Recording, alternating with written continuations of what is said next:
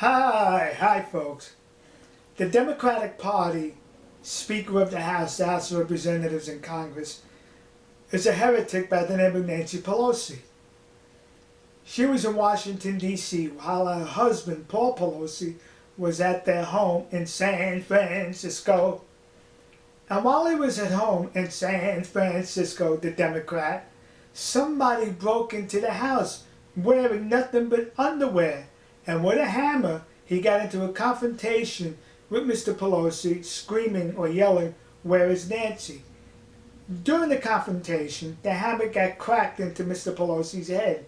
Subsequently, he had to go to the hospital to be operated on for a cracked skull. And may he have a thorough and complete recovery.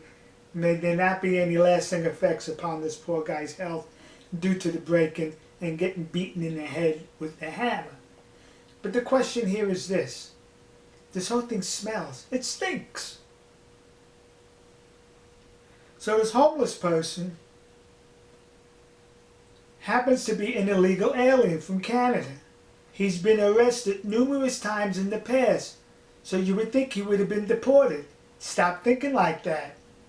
He's in San Francisco, which is a sanctuary city, which welcomes people in this country who are here illegally and will not have them deported. So he was allowed to continue his activities on the streets of San Francisco. Another aspect about this is he's out on the streets in San Francisco. Currently he's in jail. Why is he in jail? San Francisco has what's known as cashless, no cash bail in San Francisco, meaning if you're arrested and you're a person of no means, such as this one, living in the streets and in his underwear, we'll just charge you and then release you to go back out in the streets, and in many cases they commit continued crimes. Why is he not back out on the street? You ask such a silly question. Very simple. Look at his skin color. Look at his gender.